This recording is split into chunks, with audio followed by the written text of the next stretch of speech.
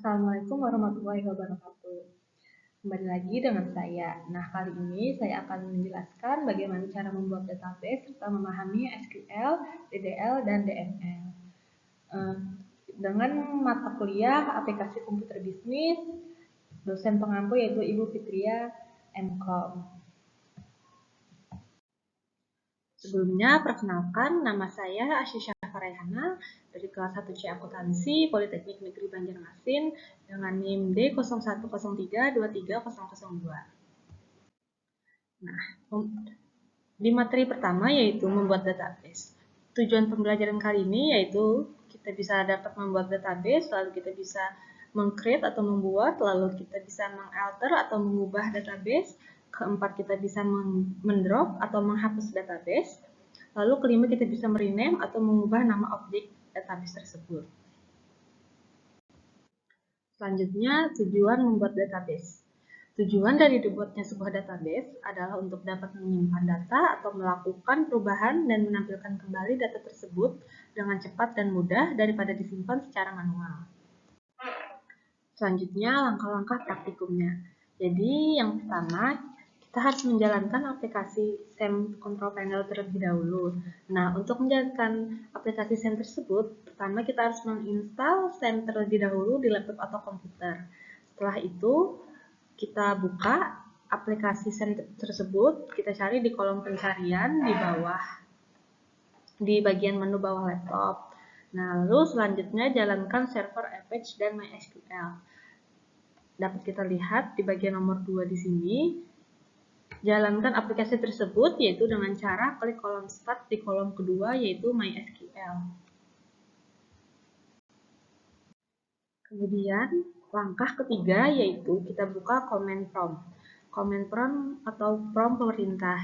Nah, cara membukanya kita bisa cari lewat menu kolom pencarian di menu bawah laptop, yaitu kita ketik saja prompt perintah. Atau bisa membukanya dengan mengetik Windows plus R. Itu otomatis akan terbuka. Lalu, kedua, kita buka dengan cara mengklik tanda open atau buka prompt perintah tersebut. Maka command prompt akan terbuka. Lalu langkah keempat yaitu kita harus login sebagai root ke MySQL. Nah, setelah command prompt terbuka, maka kita masuk ke dalam tampilan yaitu C.2/user/Asus. Nah, Asus ini itu tergantung kepada laptop kita masing-masing. Lalu kita ketik seperti berikut: cd C.2/xampp/mysql/bin, kemudian enter. Lalu untuk masuk ke rootnya lagi, kita ketik lagi cara seperti berikut, yaitu MySQL spasi lalu strip u spasi root kemudian enter. Nah, maka setelah di enter kita akan ketemu welcome yaitu MariaDB non. Untuk selanjutnya kita dapat membuat database baru. Nah, sebelum kita membuat database yang baru, kita harus melihat dulu database yang sudah ada sebelumnya. Nah, untuk melihat database yang sudah ada sebelumnya, kita bisa mengetikkan cara sebagai berikut, yaitu show database, titik koma, kemudian enter. Maka muncul tabel database apa saja yang sudah ada sebelumnya kita buat. Langkah ke-6 untuk membuat database baru. Untuk membuat database baru, kita cukup ketik sebagai berikut, yaitu create spasi database. Nah, di sini saya akan membuat database perbankan 1, karena sebelumnya telah ada perbankan, database perbankan saja, maka kita membuat database baru yaitu perbankan, kita tambahkan angka 1 di belakangnya.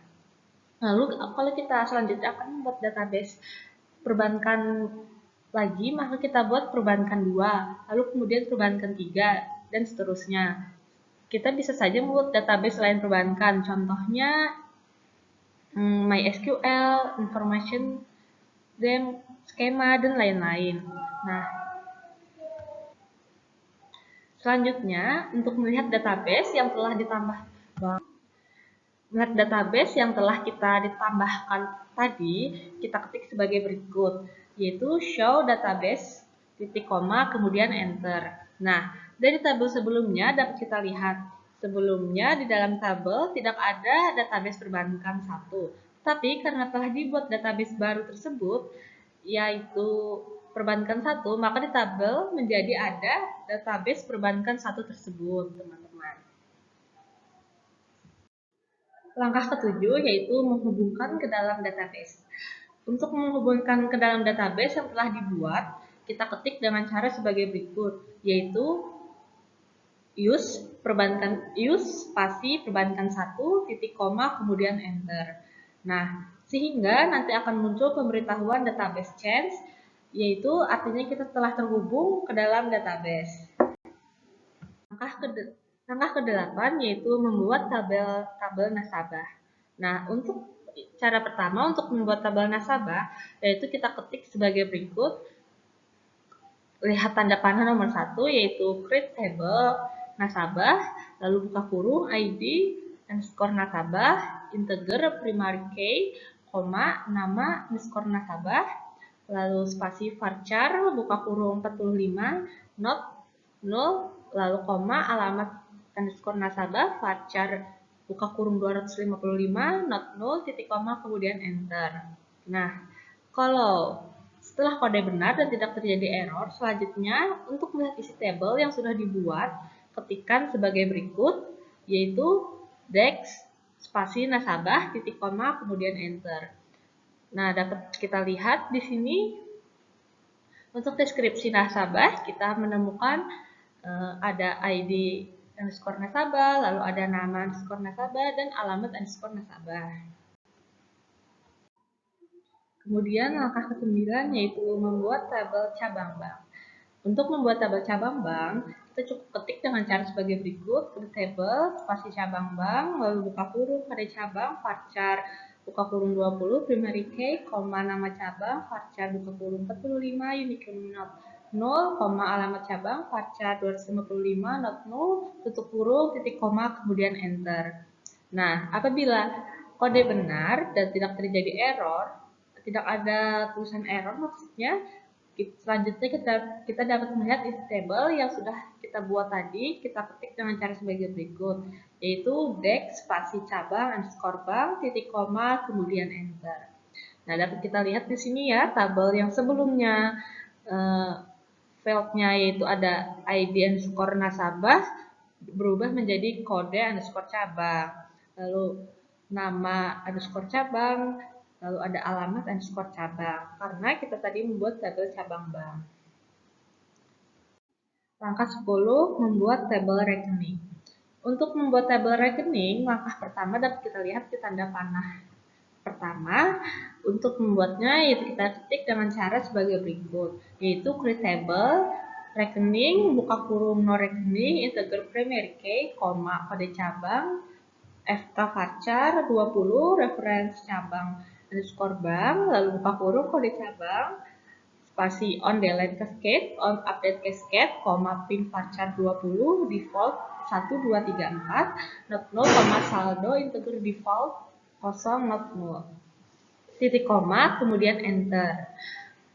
Nah, setelah kode benar dan tidak ada tulisan error, kita dapat melihat isi tabel yang sudah kita buat tadi dengan kita ketik sebagai berikut, yaitu dex spasi rekening titik koma kemudian enter. Nah, dapat kita lihat di tabel fieldnya yaitu ada 0 spasi rekening, lalu ada kode underscore cabang FK, lalu ada PIN dan saldo. Langkah ke-11 yaitu membuat tabel transaksi. Untuk membuat tabel transaksi, kita ketik dengan cara sebagai berikut, yaitu create table, transaksi, buka kurung, nomor transaksi, serial, primary key, lalu seterusnya, titik koma, kemudian enter.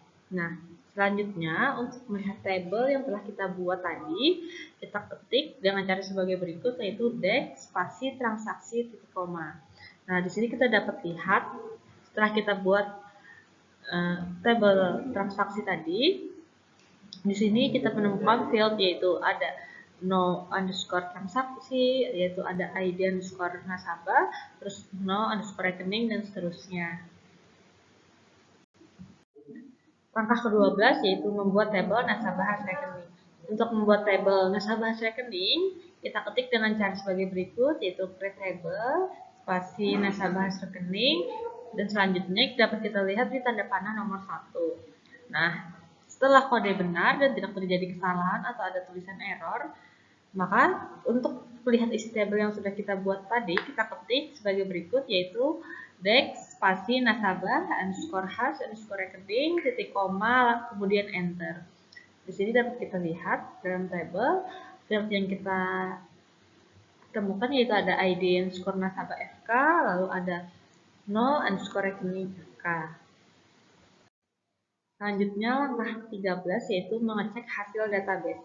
Untuk mengecek hasil pembuatan database yang telah kita buat sebelumnya, yaitu kita ketik dengan cara sebagai berikut, show tables, titik koma, kemudian enter. Nah, di sini dapat kita lihat tabel database yang telah kita buat ada cabang bank, ada nasabah hasil rekening, ada rekening, dan ada transaksi.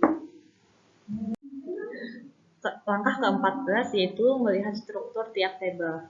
Kemudian untuk melihat struktur tiap tabel dapat dilakukan dengan perintah describe atau dex. Misalkan untuk melihat struktur tabel nasabah yaitu kita ketik dengan cara berikut, yaitu describe spasi nasabah titik koma kemudian enter. Di sini dapat kita lihat filenya ada ID nasabah, ada nama nasabah dan alamat nasabah. Itu adalah tabel dari nasabah. Lalu cara untuk menambahkan sebuah field baru pada tabel database MySQL dengan perintah add. Untuk menambahkan field baru pada tabel database MySQL dengan perintah add, kita cukup ketik dengan cara sebagai berikut, yaitu alter table nasabah add. Misalkan kita ingin menambahkan tanggal lahir, maka kita ketik lagi tanggal underscore lahir, lalu date not null titik koma kemudian enter. Nah, di langkah pertama di tanda panah nomor 1 dapat kita lihat apabila tidak terjadi error dan benar. Selanjutnya untuk melihat isi tabel yang sudah kita buat tadi dapat kita lihat di tanda panah nomor 2.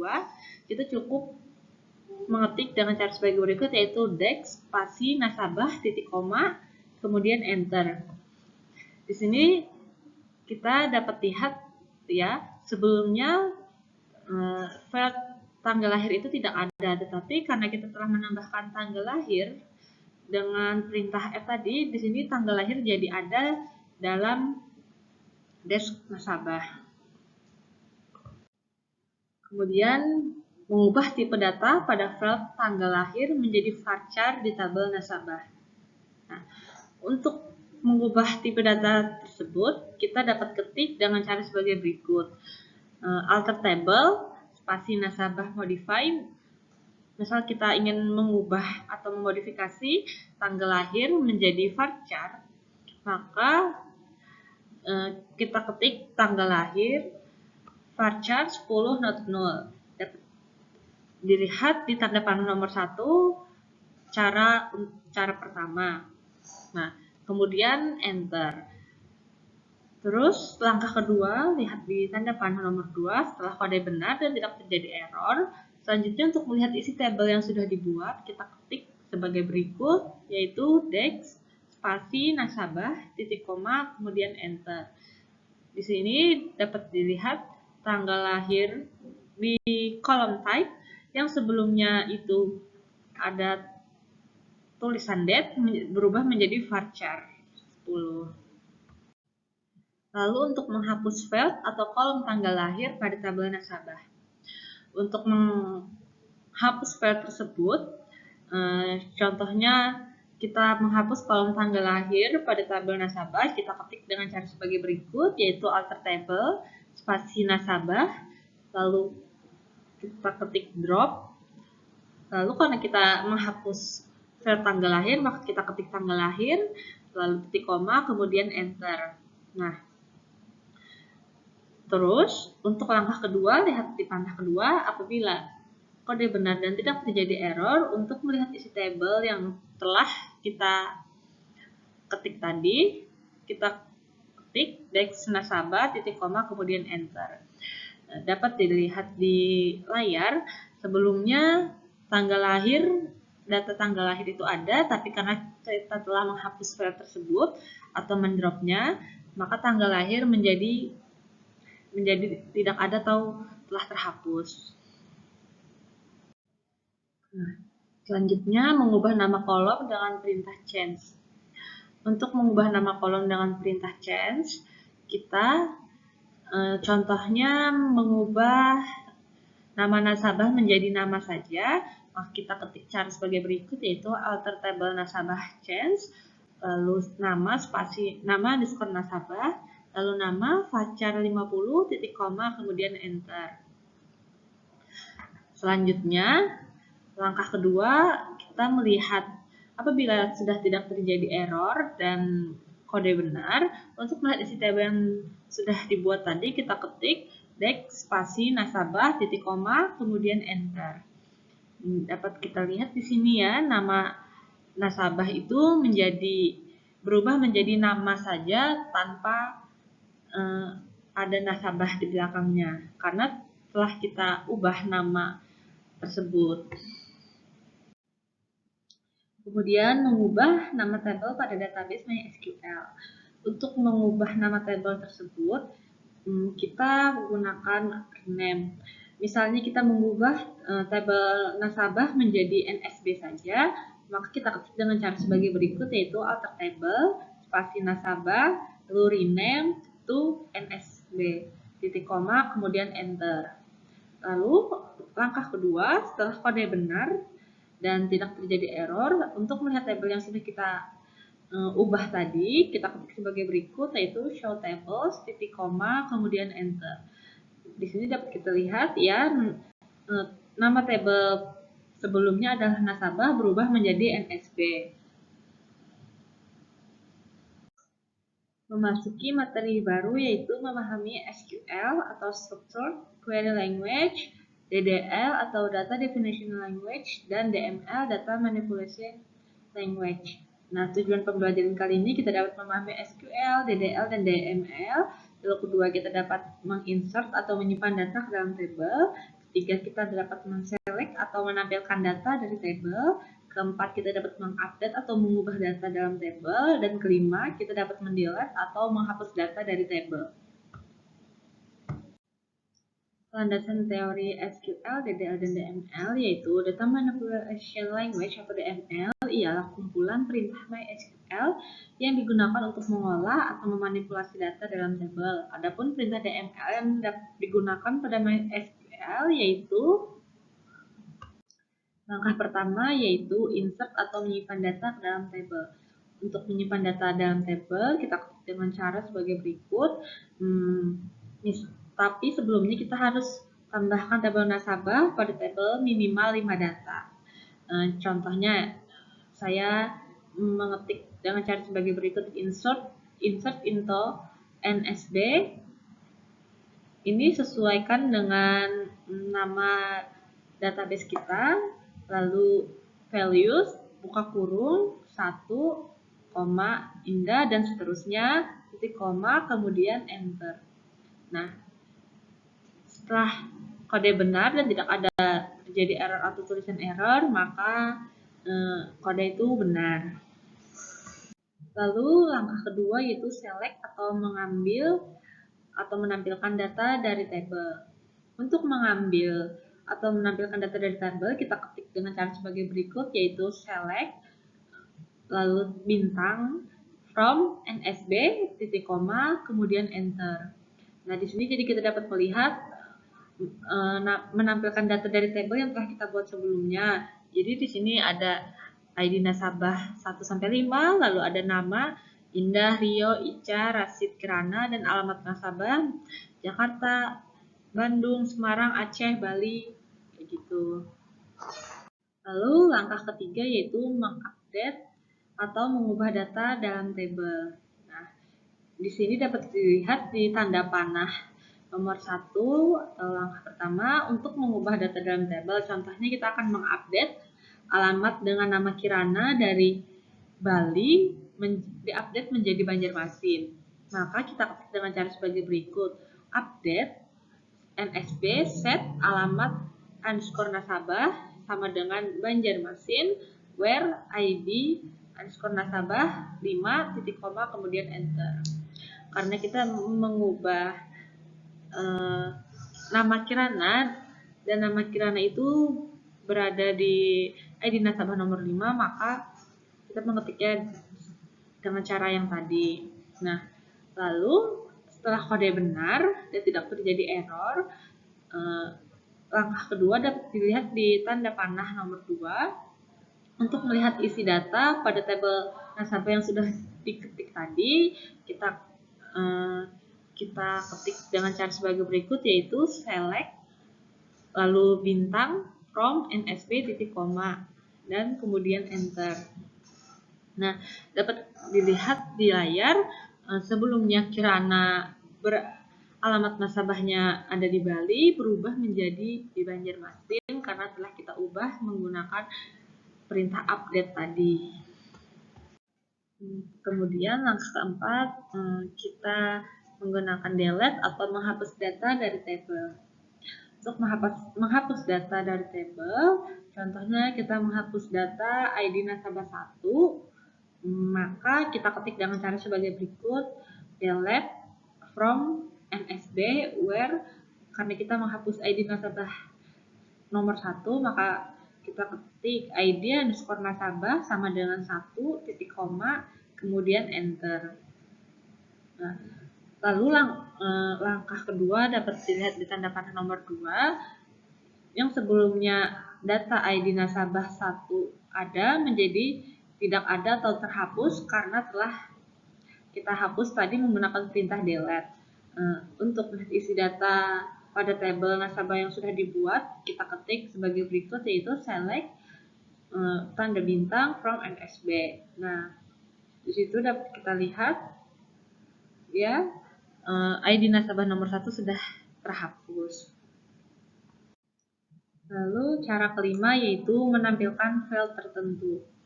Untuk menampilkan file tertentu, contohnya kita akan menampilkan data dari alamat nasabah yaitu Aceh.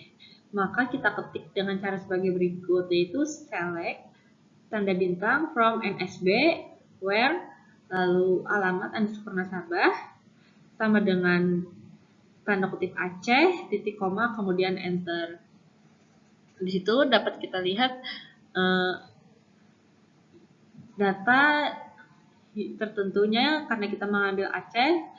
Di situ dapat kita lihat ya, ada ID nasabah nomor 4, namanya Rasid dan alamat nasabahnya Aceh.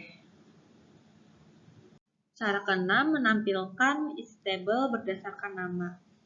Untuk menampilkan isi tabel berdasarkan nama, contohnya kita akan menampilkan data dari nama yaitu Ica. Maka kita ketik dengan cara sebagai berikut, select lalu tanda bintang from NSB where nama sama dengan tanda kutip Ica titik koma kemudian enter. Nah, apabila benar maka di situ dapat kita lihat karena nama Ica yang kita cari, maka kita ketemu dengan tabelnya, yaitu ada ID nasabah nomor 3, nama Ica, alamat nasabahnya Semarang. 7 yaitu cara menampilkan isi tabel berdasarkan Z sampai A. Contohnya kita ingin mengurutkan di nama ini berdasarkan alfabet, yaitu dari urutan Z sampai A, maka kita ketik dengan cara sebagai berikut, yaitu select lalu tanda bintang from NSB order by nama Dex titik koma kemudian enter. Lalu dapat dilihat di layar ya, nama itu sudah berurutan dari huruf R lalu ke K lalu ke I, dan itu berurutan dari Z sampai A. Kemudian 8, cara menampilkan isi tabel berdasarkan urutan A sampai Z.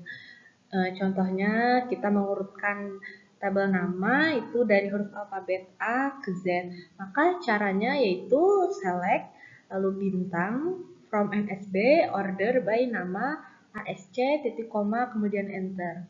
Lalu dapat dilihat di layar dari nama itu berurutan hurufnya dari I, Ica, lalu K, Kirana, kemudian R, Rashid, Rio, gitu. Maka itu sudah berurutan, yaitu dari A, huruf A sampai Z. Kemudian cara ke-9 yaitu menampilkan satu tabel. Contohnya kita ingin menampilkan tabel kolom nama, maka kita ketik dengan cara sebagai berikut yaitu select nsb titik nama from nsb titik koma kemudian enter. Nah, dapat dilihat di layar, di sini telah ditampilkan tabel nama. Itu ada Rio, Ica, Rashid, dan Kirana. Cara ke-10 yaitu pencarian berdasarkan awal kata. Nah, contohnya kita ingin mencari awal kata huruf R, maka ketik dengan cara sebagai berikut, yaitu select bintang, lalu from, nsb, where, karena kita misalnya mencari nama yang berawalan huruf R, maka kita ketik where, nama, like, lalu kutip R, persen, kutip lagi, tutup kutip lagi, titik koma, kemudian enter. Dapat dilihat di layar ya, itu telah terlihat tabel nama yang berdasarkan awal kata huruf R, yaitu ada Rio dan Rashid. Cara ke-11 yaitu keluar dari database. Nah, untuk keluar dari database, caranya sangat mudah, yaitu dengan kita ketik quit, lalu setelah itu maka ada muncul C garis miring SEM garis miring MySQL lalu bin. Itu tandanya kita telah keluar dari database. Selanjutnya, cara ke-12 itu keluar dari aplikasi SEM. Nah, keluar dari aplikasi SEM, cara pertama dapat dilihat di tanda panah. Kita mematikan dulu MySQL dengan klik tanda stop di kolom kedua. Lalu setelah itu kita keluar dari aplikasi SEM dengan klik tanda silang merah di pojok kanan. Maka dari itu kita keluar dari aplikasi SEM tersebut. Sekian presentasi dari saya bagaimana cara membuat database dan memahami SQL, DDL, dan DML. Terima kasih. Apabila ada kesalahan dan kekurangan, saya mohon maaf. Wassalamualaikum warahmatullahi wabarakatuh.